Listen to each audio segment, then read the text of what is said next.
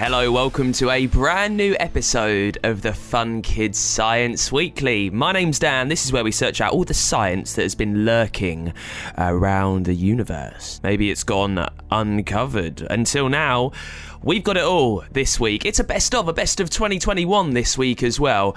We'll look back at the very best things that we've featured on the show over the last 12 months. It's been a strange year, but one that we've managed to cram full of science with your help. Thank you for listening, for following, for finding, for sharing, for downloading us. My name's Dan. This week, we've got astronauts. But what do you miss most? I think the two main things that I miss, I think most astronauts miss, is the view of Earth, because there's nowhere else like it. Doctors. If you think brains are a bit squidgy and disgusting, if you unfolded your brain, it would be the size of your pillow. Again, please don't do that. I don't want complaints about all messed up duvets and things. And prime ministers on the way. They've got to stop using cars with petrol or diesel. They've got to stop digging and burning coal. First, let's catch up with one of our favourite geniuses. His name is Sir Sidney McSprocket. He is a Scottish inventor, and he's always telling us about other inventors that have come up with things that have changed the world. This week, it's all about some unusual inventions from R.W. Savage and Lawrence Kemble Cook. Sir Sidney McSprocket's Great British Minds. Oh, hello, Sir Sidney McSprocket here. Now, I've been told many a time that my inventions are, well, somewhat odd. I'll admit that the Alsatian vibration station never really caught on. Caught fire, yes. But you know, I don't mind a bit. When you think about some of our greatest inventors, creators and designers, well, they didn't mind people thinking their adventures were a little crazy or weird or maybe silly. Being able to play with an idea and have fun with it can make all sorts of things happen. After all, why should only children get to play? Oh, good. There's just enough time before tea. Take the Great Exhibition of 1851. It was a celebration in Victorian times of the greatest innovations from Britain and some other places in the world. Some of the most weird and wonderful contraptions were on show. And not many were as unique as the silent alarm bed. Invented by R.W. Savage, a mechanism connected to an alarm clock would tip a sleeping person out of bed at a time of their choosing, perhaps even into a bath of cold water. Sounds like something from Wallace and Gromit, doesn't it? But however silly the idea sounds, the demonstration drew many visitors, and I imagine he even had a few orders.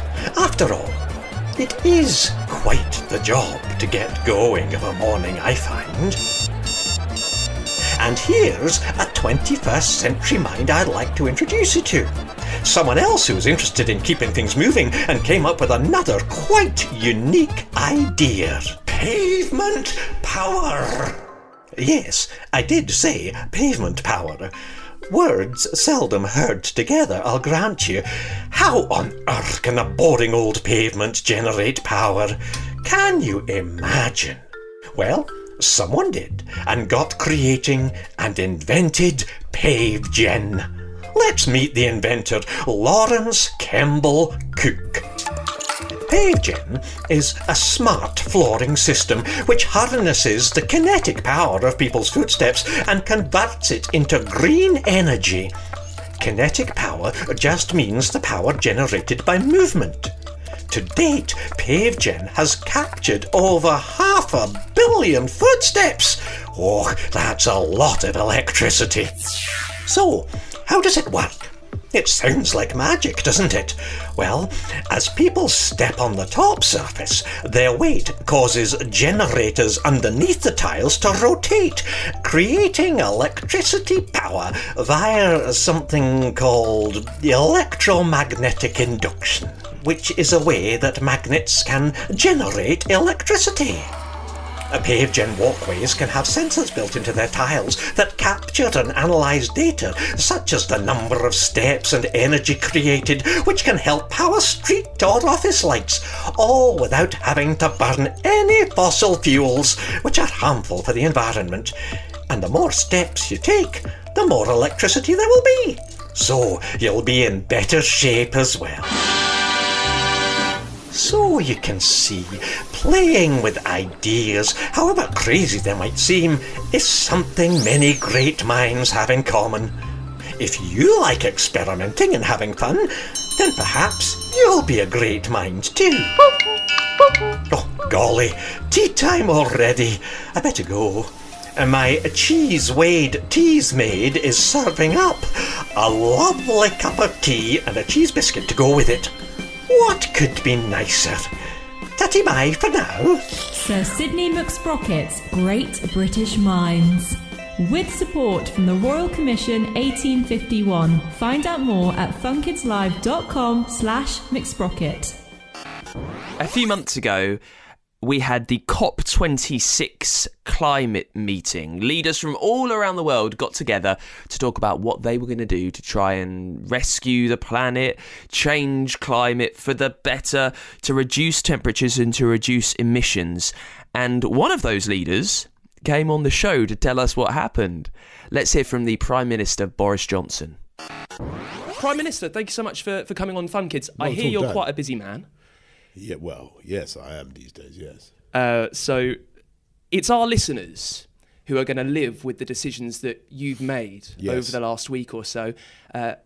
How good is the deal that you've made? How happy can we Dan, be? that's the question. The answer is it's potentially very good. It might be quite good, but it could be pretty hopeless. And it depends. It depends on how the countries that signed up to it actually deliver, and they've got to make good their promises. They've got to stop using cars with petrol or diesel. They've got to stop digging and burning coal, and they've got to start using alternative, cleaner forms of energy and planting zillions more trees. So that's what's going to happen. They've all made some promises, but the UK, we're going to hold them to those promises. We're going to keep chivying away. What changes have you made at home in your daily life to be more green, like so many of our listeners? Well, before I became Prime Minister, I used to cycle everywhere. That was my big contribution. I literally, when I was mayor of London for about 8 years, and it was wonderful. I never had any kind of police car that took me around or any of the stuff I have to have nowadays. And nobody ever shouted at me. It was wonderful. And I cycled everywhere. Just some quick questions from our listeners. This is from Imogen. The world banned the use of coal. Instead, you can use solar panels in everyone's house to make renewable heating systems. Well, do you know what, Imogen? That is almost what we did. I mean, we didn't get there in the end, but what we said was that for the first time, 190 countries said they were going to phase it down. Now, what on earth phase down means, you may ask, Imogen, but I think what it basically means is they're going to start to get rid of it. And that's a massive thing for the world to commit to. The world's depended on coal for hundreds of years. And there are countries that absolutely need coal to power their electricity stations, to keep warm, for all sorts of things. And so for them to say this is a big, big step. And it's very encouraging. You can't tell countries that are very poor, where the standard of living is very low, sorry folks, you can't use coal anymore, and they're just going to shiver and starve. You've got to do it. You've got to do it in a sensible way. And what the UK wants to do is help them to adopt cleaner technology like wind or solar or hydrogen or maybe even nuclear power if they want to do that. That's pretty controversial. There are ways of producing energy that are very clean. This one is from Zika, fantastically named Zika. If technology is making climate change worse, how can it make it better? Brilliant question, Zika.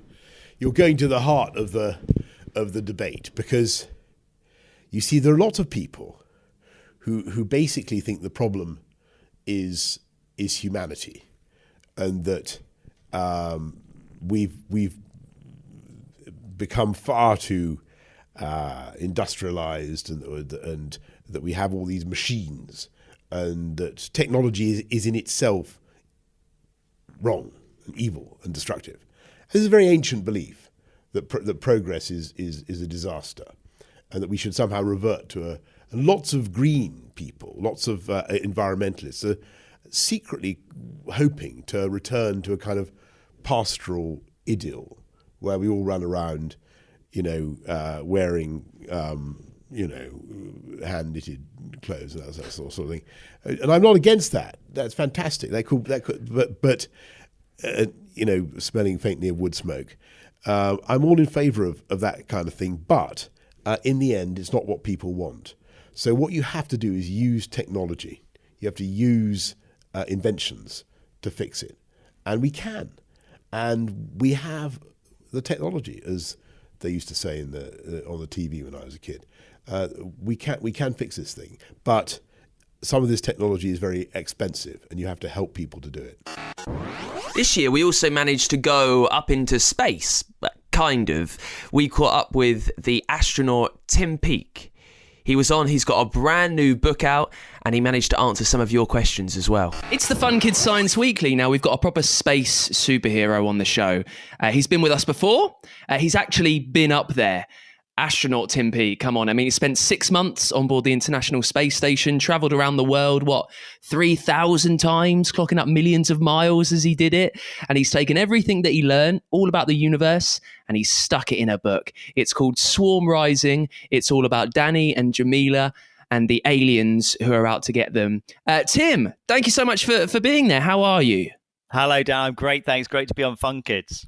Now, I don't want to start this on a downer, Tim, but I'm just wondering, what do you miss most about being in space? I mean, we've been trapped inside for about a year, so there might be some similarities there, but what do you miss most? I think the two main things that I miss, I think most astronauts miss, is the view of Earth, because there's nowhere else like it, that you can get this incredible view of our planet, and also the feeling of weightlessness, which is really, really cool. It's very unique. It's lots of fun. It just makes everything you do slightly different. So I think those two things are brilliant, and I miss them a lot. Talking about the view, Tim, I've heard some astronauts say that it makes you think about your life a lot differently and about your place in the world. What did you find when you were up there, looking down on this tiny marble of a planet that you were hovering miles above? It does. You can't help about thinking about things differently. I mean, every day on Earth, we go about our daily lives and we see nature around us, greenery, urban areas. We look up, we see a blue sky or a cloudy sky.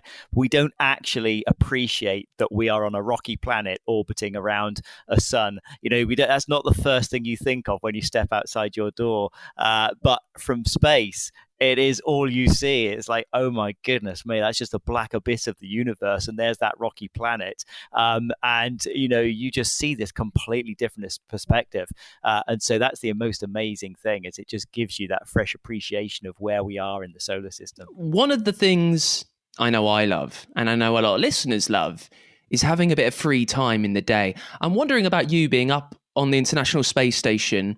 How much time did you just have to just chill and do what you want? Or were you pretty busy right the way through? Constant experiments, constant spacewalks. How busy were you, Tim?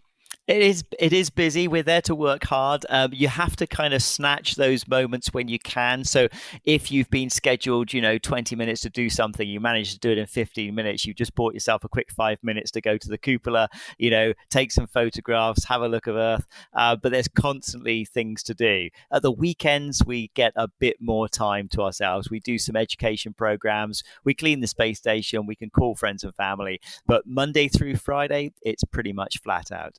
How long did it take you to get used to the fact that you were sleeping inside a chunk of metal that was hovering through space?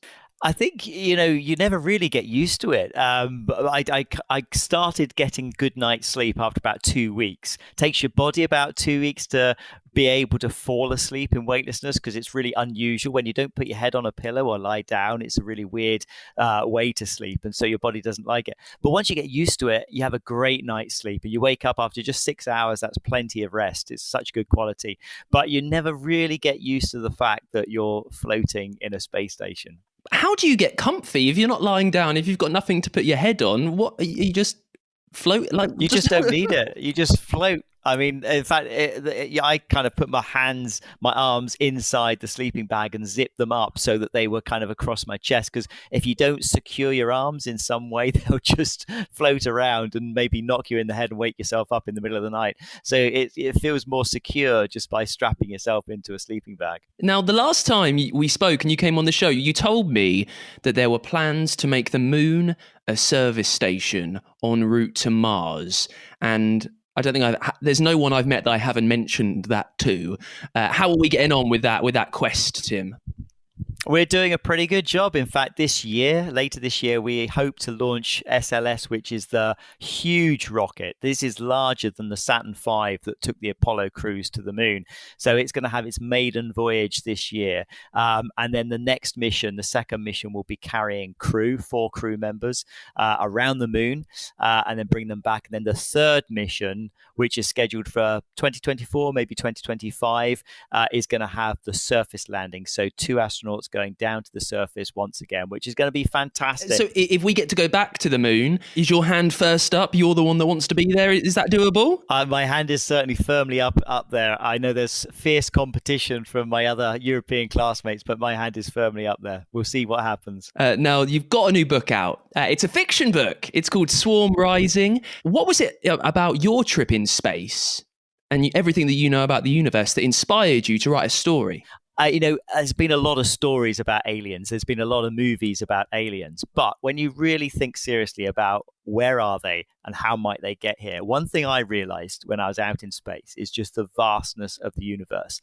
There is likely to be civilized, intelligent life all over the universe. Will it ever get here, though, if we can't travel faster than the speed of light? And then I thought, well, what if it can travel at the speed of light? Why can't intelligence be a radio signal traveling to us as digital information? And, these days we play simulation games, computers, artificial intelligence is becoming all around us. It's possibly where humanity is going. So I thought, let's have some aliens arrive on planet Earth, but they arrive in a radio signal as digital intelligence. And then the story kind of erupts from there. So I've had a lot of fun writing it with Steve Cole, who is a brilliant children's author. He's worked on Doctor Who, and he's got some great ideas of his own as well. So we've had great fun. Now, Tim, I've got some questions from listeners, if that's okay. Stuff that they'd like to ask an astronaut. Can I fire some at you? Of course, let's fire away. This is from Tia, who is 9, who wants to know, how much do you have to actually do to get back down to Earth? When you sit in that module at the end, is it just a case of aiming and going forward? How much say do you have over where you land?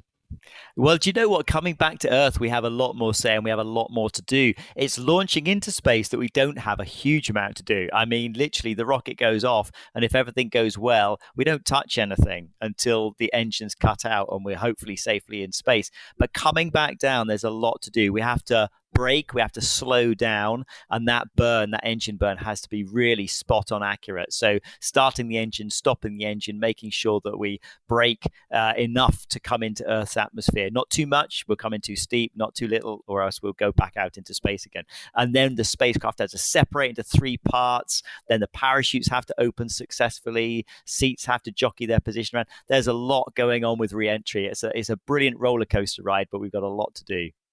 This one is from Louise, who is 8 years old. Thank you, Louise. Why do astronauts get weaker when they're up in space? Well, the reason we get weaker is because our body is doing a brilliant, brilliant job of trying to adapt to a new environment. It says, hey, I'm just not working hard. I don't need these bones. I don't need these muscles because of weightlessness. And so our body tries to adapt, and that's why we get weaker. So we have to try and stop that from happening because we're going to come back to a gravity environment. But if we left our body and did nothing at all, it would turn itself into the perfect human form for weightlessness. It's pretty incredible. And then Neve follows up on that. She's also 8. She says, when you get back down on Earth again, how long does it take you to adjust so you can walk normally, so you can use your muscles again in stronger gravity? Yeah, it's a great question, and it varies because it takes just a couple of days before we feel confident walking again. We got our balance okay, we feel all right, but then you go to pick things up and you realize that your core strength is just not quite there because it's very hard to exercise your stomach muscles and your lower back muscles. That takes probably about a month to really fully build those back up, and our bones actually take at least 6 months to recover, if not a year. So it's a gradual process. Luke, who is 9, says, loads of people want to be an astronaut.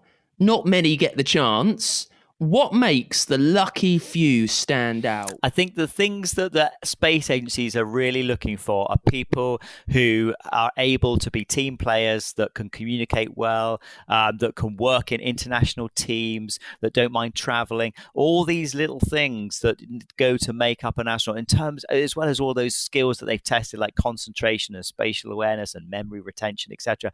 But it comes down, a lot of it, to your personality and character and how you come across in interviews in the final stages, because any one of a dozen people could do the job, but they need to just pick 3 or 4. And so it's the small things about your personality and character, which is why I think it's so important when you're younger to get out, get involved, whether it's scouts, whether it's cadets, guides, whatever it is that you want to do, Duke of Edinburgh award schemes, things that kind of build those interpersonal skills are so important for life. Last question from a listener. This is from Marley, who's 10, and I love this. It's all about coming back to Earth. Marley says, when you go scuba diving, if you come up too quickly, you get a little bit ill. You get the bends. Does anything happen like that when you come back from space, if it all happens too quickly? That's a brilliant question.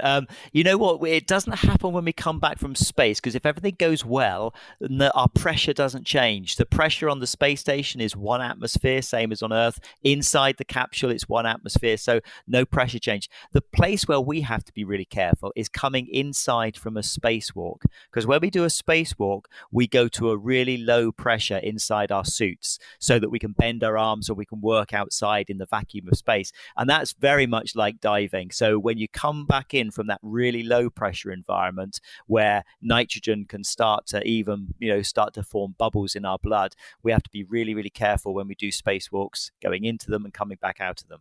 Lastly, and this is just me because there's a lot of talk about billionaires going into space at the moment, Jeff Bezos, Elon Musk, Sir Richard Branson.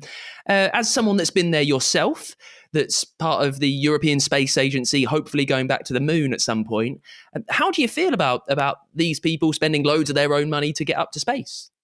Well, I think it's brilliant what's happening because, these commercial companies are going to be critical to our exploration of the moon, to Mars and beyond. And it's a case of using other people's resources. So SpaceX, for example, not only are they flying crew to the space station right now and providing cargo, they're going to be providing a lander system, a lunar lander system, and their large rocket's going to be carrying elements of the exploration program, as might Blue Origin. So these companies, that are participating in this program are going to make deep space exploration possible. So I think what they're doing is fantastic. And also it is giving more opportunity for more people to get into space. And at the moment, whilst that's people who've got lots of money, in the early days of flying, it was only people who had lots of money that could afford to fly across the Atlantic. Whereas now, there's many, many people who could afford a ticket for a holiday in Florida, for example. So who knows? In the future, many, many more people might be able to afford a ticket to space. Amazing. Well, Tim, thanks for joining us. The brand new book is Swarm Rising, and it's fantastic. Tim, thank you so much for coming on the show. Thanks very much. Great talking to you. Also this year, we had a good look inside the body with the Dr. Adam Kay. He's a writer, he's a doctor, he knows all about medicine, he knows all about what's going on inside. He's got a book out, it's called Kay's Anatomy. Also there's one called Kay's Marvellous Medicine. And he came on the show to answer some of your strange body questions. It's the Fun Kids Science Weekly. Now, Adam Kay is our guest this week. He used to be a doctor, then he wrote a book about being a doctor. It sold about 1 billion copies all around the world, and he's got a new one out that I think you'll love. It's called Kay's Anatomy. It's a complete and completely disgusting guide to the human body. Adam, thank you so much for joining us. Thanks so much for having me. Now, listen, it's a title that promises a lot. What is the most disgusting thing that you know about the human body? Oh, where do I start? I mean, it depends what you find disgusting. If you find blood disgusting, then every day your heart pumps 7,000 litres of the stuff, and 7,000 litres is enough to fill 90 pretty disgusting baths. So actually probably don't do that. It's pretty disgusting if you find out that you in the past have drunk your own wee. No, it wasn't that lemonade that tasted a bit weird last week. It was actually when you were a baby, when you were inside your mum, the water you drank was the same as the wee that you weed out. So, I mean, that's slightly disgusting. If you think brains are a bit squidgy and disgusting, if you unfolded your brain, it would be the size of your pillow. Again, please don't do that. I don't want complaints about all messed up duvets and things. The spit that you produce in a single day would fill 2 cans of Coke. The longest fart ever recorded was 3 minutes. I mean, there's a lot of disgusting stuff going on in there, let's be honest. Now, a few things I need to pick up on from that. A long fart, what would make, in your medical experience, what would make a fart go for 3 minutes? You'd have to wonder about what the record holder had been eating at the time, wouldn't you? Because a lot of things increase the amount you fart. All it is air that's inside your intestines. And in fact, swallowing air is one of the big things that does that. So actually fizzy drinks or something that's got air in it. Also, if you like suck on your pen lid or something, that puts lots of air inside. And also, I'm sure everyone realizes there are certain foods that increase your fart volume and quantity, and things like beans and vegetables and meat, all sorts of things. And that's because when your intestines, when your gut is digesting it to get all the good stuff out, certain types of food, the bacteria, the little bugs that are hanging around in your gut. Oh, by the way, your poo is alive. Over half of your poo is made up of bacteria that are alive, and don't panic too much. Anyway, but some of these bacteria produce a bit of air, and that air turns into fart. So I suspect the bloke who farted for 3 minutes probably had just eaten about 400 tons of baked beans, maybe.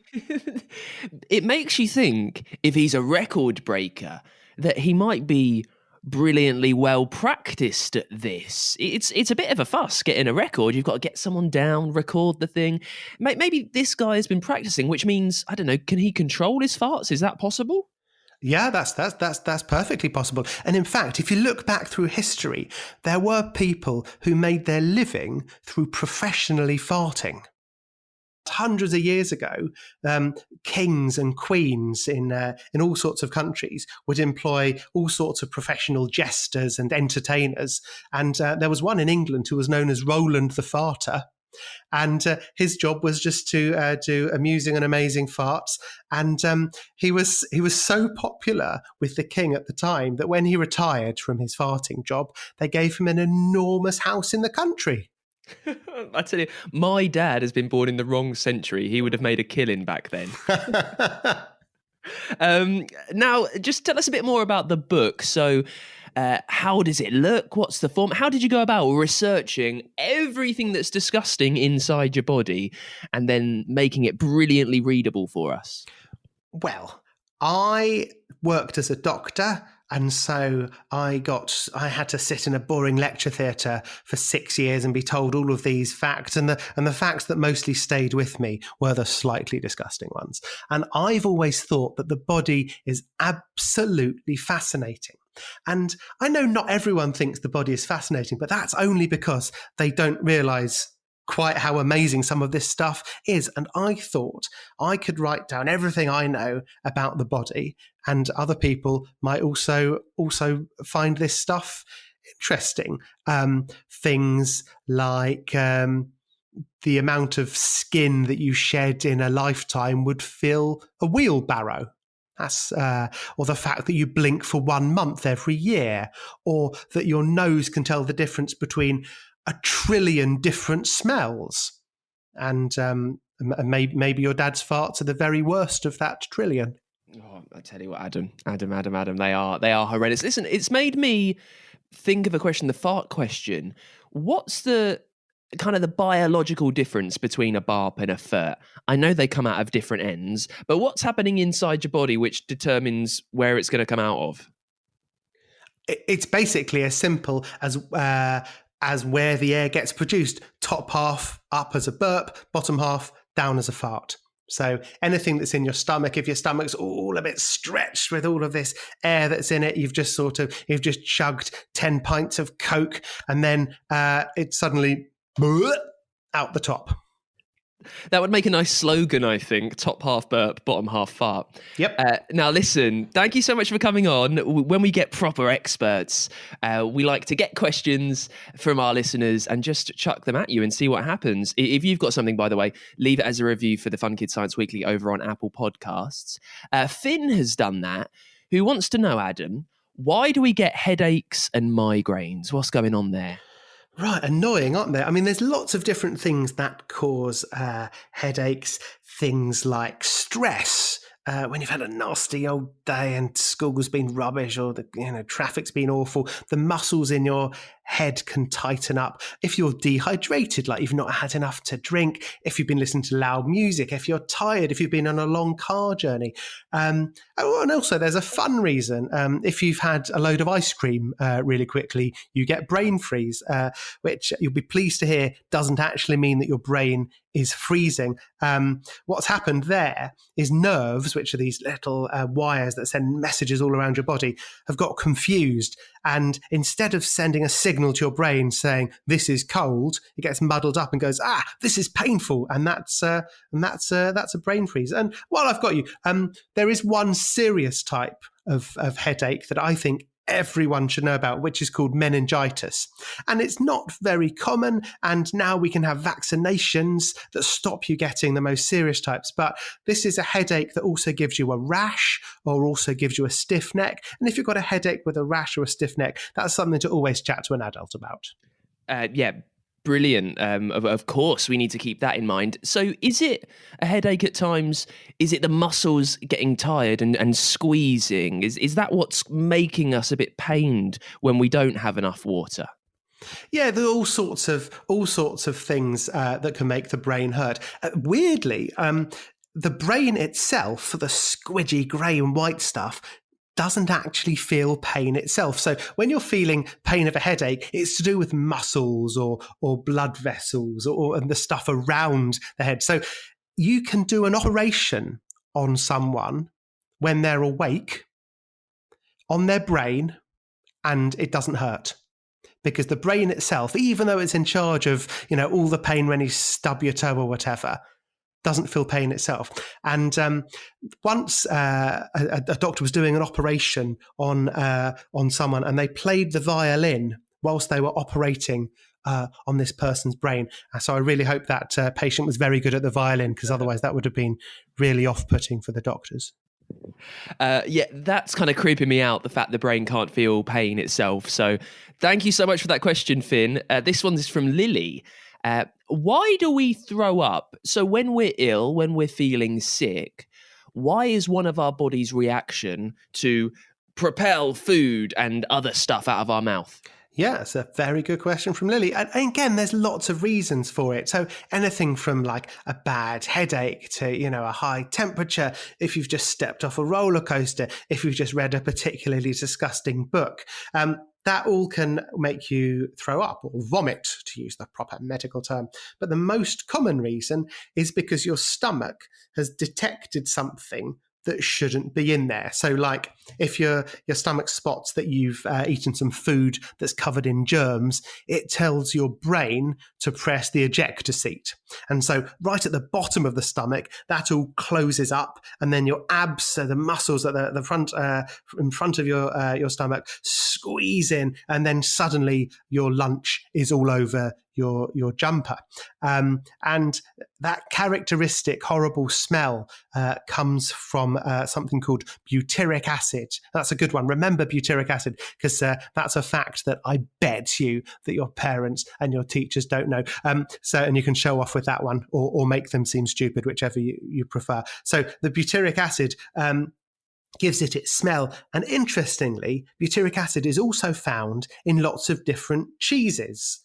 So if you've ever sniffed some Parmesan and thought, that smells a bit like puke, you were right. It's exactly the same stuff.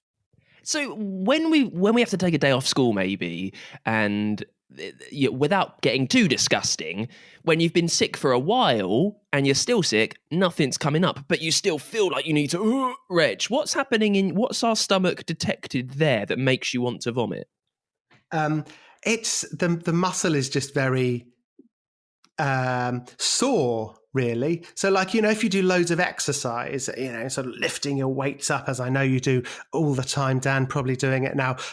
After you've done it, lifted the weights a few times, your arms getting sore and sensitive, and exactly the same happens in your stomach. It's had a really rotten time with these germs in it, and it's anything you put down in there makes it sort of twitch and want to get rid of anything that's in there. So it's overreacting a bit. Lily, thank you so much for that. This one is from Ben, who wants to know, how do we talk? What's making the sounds? That's a very good question. Really, talking is just a slightly fancy version of breathing out. So, obviously breathing involves your lungs, air goes in, air goes out, and as it's coming out, if you want to talk, it goes through a part of your windpipe called your vocal cords. And the air whooshing past them makes them vibrate a bit like the strings on a violin or something. And so that just creates a sound. And if you want to make the sound more exciting than just then you have to wobble your tongue and move your lips around. And that turns the into specific special sound. So say you want to say the word bum, who wouldn't? So you press your lips together for the B, and then you put your lips in a bit of a circle for the o, and then closed again for an M sound, bum. I loved a deep dive through how you make the sound bum. That's amazing. It's crucial information. That was crucial information. This is from Josh, and this is important at the moment. We're always hearing about vaccines in the news, and if we do feel a little bit sick, maybe we have medicine that we might have in the drawer: paracetamol, ibuprofen, Calpol, that kind of thing. Josh wants to know, how do medicines make us better? That's a very good question. It's a very big question. I could write a really boring book about how medicines make us better. Vaccines are very, very interesting because obviously vaccines are a brilliant invention, and what they do is they stop you getting a disease in the first place. And it's much better to never get it in the first place than try and treat it afterwards. And the idea behind vaccines is tricking your body to put up all of its defences, get all of its defences ready to deal with a special illness of any kind. Because obviously COVID is the illness that we've been trying to prevent a lot at the moment, and it takes your body a bit of a while once you've got an infection to develop all of its defences that it needs. And so the idea behind this is you give the vaccine and the body, you don't get sick, but the body makes all its defences. So if you are unlucky enough to get a bit of COVID, then hopefully your body can just thwack it away. And in terms of if you're not feeling so well, the way the medicines work depend on what's the matter. So a lot of medicines are pills or liquids, and those you obviously swallow, and then the stomach breaks it down, which sends it right off to a place called the liver usually, and the liver chucks the medicines into your bloodstream, and luckily your blood goes everywhere, which means that it might be pain relief that it needs to send to your head, or antibiotics to send off for an infection in your throat or in your little finger or whatever. So that's why you might sometimes wonder, why am I eating this tablet or drinking this liquid if it's got to go to my little finger? And that's the answer. And Other common things, lots of people have asthma, and this is a sort of medicine where you take your inhaler and you basically breathe it in, and that medicine acts directly onto the tubes inside your lungs, and it works to open them up. And sometimes people need injections, and most common one for that is probably for diabetes. If you've got diabetes, you might have it, someone you know might have it. It means that your body isn't making something called insulin, and your body needs some insulin, and so you replace it by putting it in yourself. Amazing. Maisie is our last question, who wants to know, how do we make more blood to stay alive? Staying alive is really important, and you're quite right that it involves having blood going around. Blood's made up of all sorts of different cells. There are red blood cells, and there are white blood cells, and there are platelets. I don't know what colour they are. Maybe green blood cells. Anyway. Okay, fine. They're not green, really. No, they're also a bit white, actually. So maybe that's why they didn't call them other white bloods. Anyway, all of these blood cells have a certain life expectancy. So, like red blood cells last for around 4 months. And obviously, your body agrees with Maisie that it's important to have more blood so you can stay alive. And actually, blood comes from a slightly surprising place. Blood cells come from your bones. So you think of bones probably as sort of quite solid things, big lumps of white stuff. In the middle of your bones is a very squidgy bit, and that's called your bone marrow. And that's actually the bit that dogs find delicious. That's why dogs, like my dog Pippin, love to run around with a bone and chew on that. So yes, your blood cells come from your bones.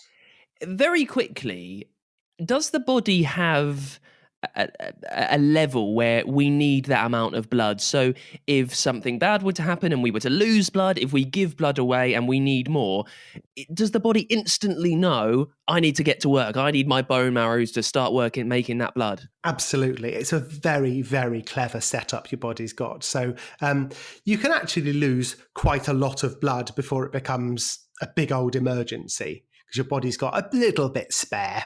But as soon as you've lost some blood, a message goes out to your bones saying, hurry up, guys, we need to get some more baby blood cells. But obviously some people end up needing a bit of a blood transfusion.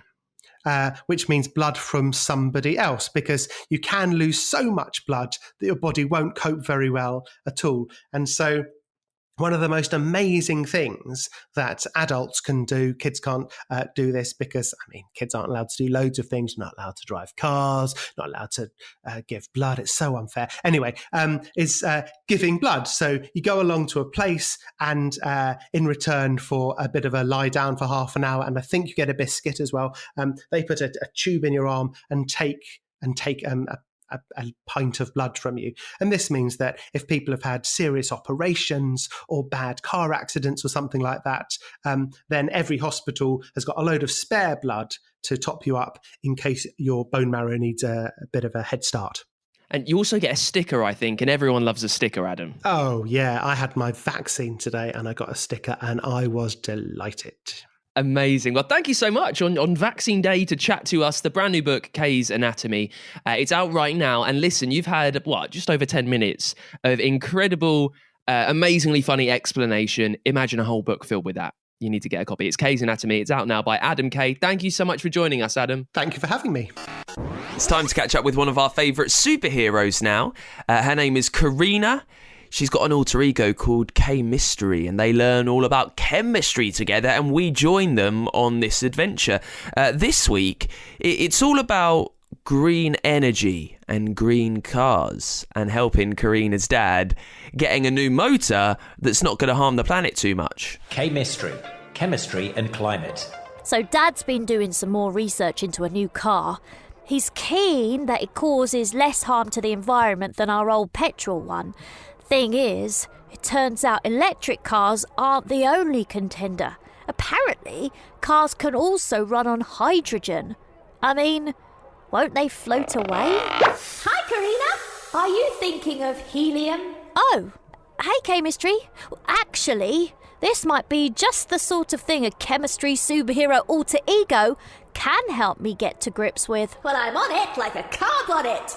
And talking of cars, your dad's right to consider making the switch.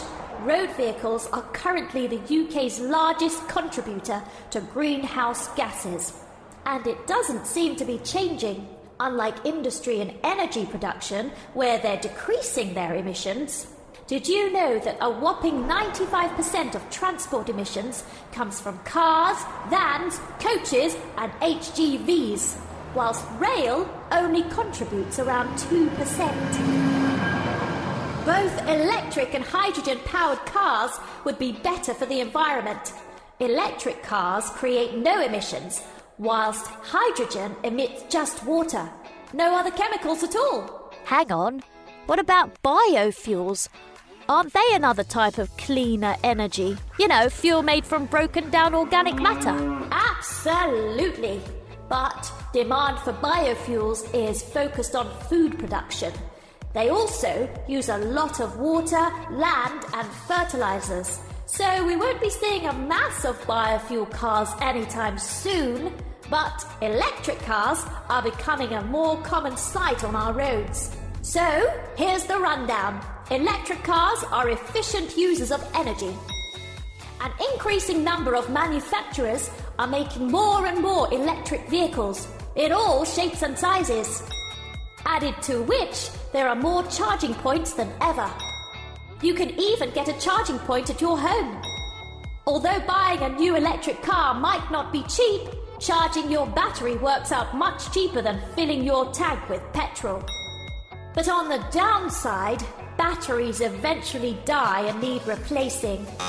Batteries are made using rare elements. These often come from places where they may not be mined responsibly and won't be available forever. And also, if you need more oomph to power a large lorry or even a train or a boat, you'd need a lot of batteries, which just adds weight.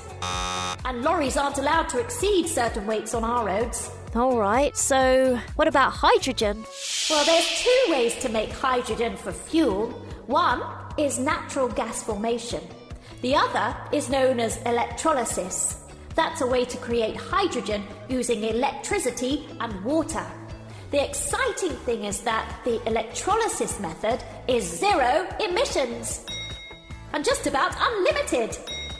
So it's as green as you can get, especially if the electricity was to come from wind or solar sources. It's also easier and quicker to fill up your tank than it is to charge an electric battery.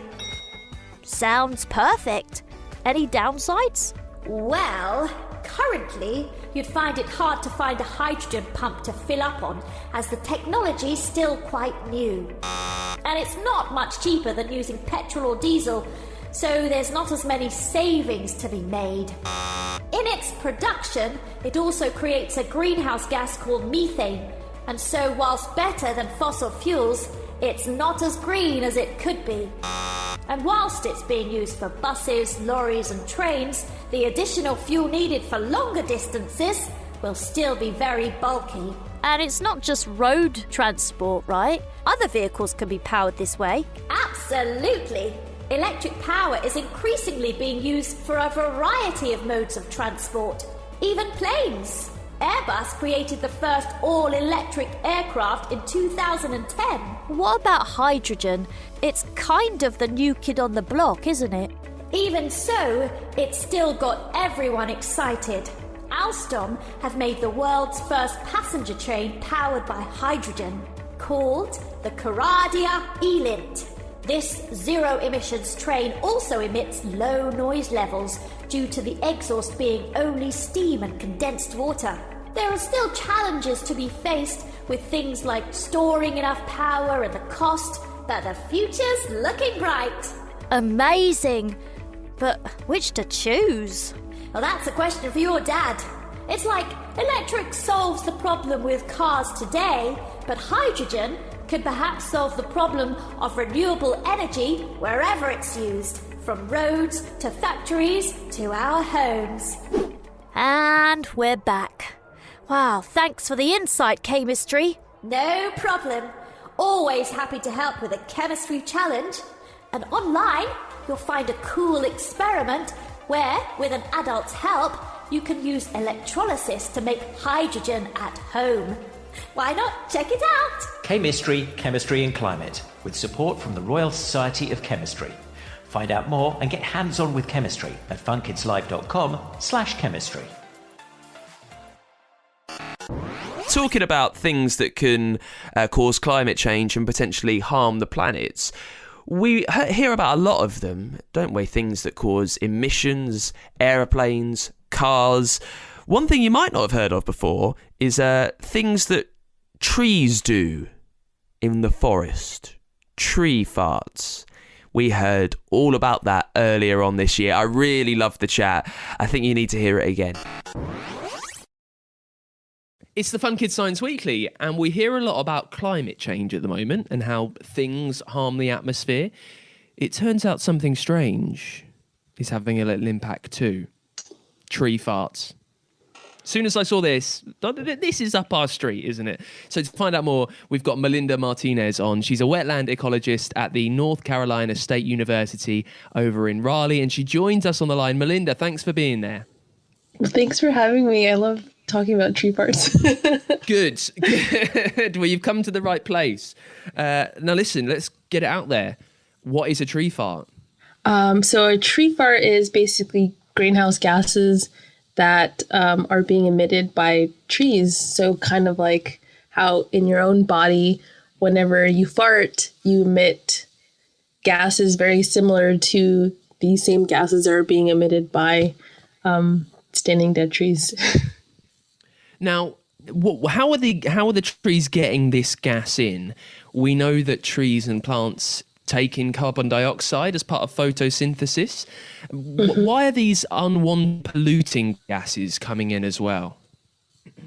So some of these greenhouse gases just occur naturally in wetlands. And I guess first off, if people aren't familiar what a wetland is, it's literally just a wet land. An area that's constantly saturated or has standing water for long periods of time. And so because there's so much standing water, these gases occur naturally because the more standing water, the less oxygen can penetrate the soil. And so this creates this perfect environment for these microbial communities to produce methane specifically. And this is one of the greenhouse gases that I was looking at. And it's actually one of the gases people produce also internally. And so this happens in the soils. And so when the trees are still upright and when they're standing dead trees, a lot of the water is flushed out of the tree. And so you have a lot of these open cells, like a network of open cells that allow some of the greenhouse gases that are produced in the soils to travel up the standing dead trees and then out into the atmosphere. You say out into the atmosphere. With a human fart, we know how they are released into the atmosphere. What about with a tree fart? How does air and greenhouse gases, how does it leave a tree? So it goes through the sides of the trees. As it goes further up the tree, it gets the concentrations are further reduced, and so there's higher concentrations of these greenhouse gases emitted closer to the base of the tree. They slowly penetrate through the tree and then eventually make its way out, kind of how a fart does in your own body. It's a very slow release. Now, with a human fart, you know when someone's let one go, don't you? You can smell it. How do you know when a tree has farted? How are you telling which trees have farted and who's the culprit? Whoever smelt it dealt with. Yeah. So there's no smells because the reason why you hear fart smell is a combination. It's not just the same gases. You have other things happening within your own body, but here for standing dead trees, It's just CO2 and methane, and then small variants of nitrous oxide, which is the third greenhouse gas. But one way that researchers look at how high the concentrations of methane are inside the trees is they'll take a tree core, and after they take the tree core out, you can light the end of the tree core with a lighter. And if there's a big flame, that means that there's the very high concentrations inside the tree. And this happens because methane is super flammable. So it's, again, we see this in films sometimes when people try and light their own farts. Definitely don't do that. Yes, because it's the methane. It's the methane. But you, scientists, under controlled conditions, you have tried to set alight tree farts to see what's happening. Yes, some people do. It's just for show, just kind of to see how much of the methane isn't actually inside the tree. Now, how are they affecting the environment? We hear a lot about cattle, how cow farts and burps affect the environment. How big a player are tree farts in global warming? So this occurs, so I guess I mentioned standing dead trees are emitting greenhouse gases, but actually live trees do this as well. But this is a little bit more complicated because in areas that aren't constantly saturated, there aren't wetlands. This is very small dosages that are being emitted. But when you have a lot of canopy or a lot of leaves in a live tree, some of that CO2 that's being emitted or some of that methane that's being emitted through the tree stem is taken up by the leaves through photosynthesis. And so overall, globally, it's probably a very small percentage. But this is just letting people know this is a possibility too. Like, standing dead trees are definitely still emitting greenhouse gases. But unlike the live trees, they don't have the leaves to take up some of that CO2 or carbon dioxide or methane to help offset some of the emissions. How much of it is humans' fault, Melinda? With cattle farts, and we're being told that perhaps if we were to eat less meat, there would be less of them around, so less cow farts. How much of tree farts and the fact that they are harming the environment a little bit, how much is that a human problem? I mean, I think in the grand scheme of things, it's not necessarily a huge problem because it's a small percentage globally. But the reason why we're seeing so many standing dead trees in the U.S. or across the southeastern U.S. in freshwater forested wetlands is because of increasing flooding events and saltwater intrusion. And some of that saltwater intrusion is caused by humans, like human interference of the landscape. Amazing. Well, I've had a fantastic time crossing the Atlantic Ocean with all this technology involved, satellites at play, broadband, all of that, so we can talk about tree farts. It's been an absolute joy, Melinda. Thanks so much for joining us. Thanks for having me. That is it for this week's Best of the Fun Kids Science Weekly. Thank you so much for listening. We'll be back to normal next week answering your questions. If there's something you want answered on the show, leave it as a review for us over on Apple Podcasts. You can also find us on Google, on Spotify, and on the free Fun Kids app. And Fun Kids, we are a children's radio station from the UK. You can listen to us all around the country on UDAB Digital Radio and over at funkidslive.com.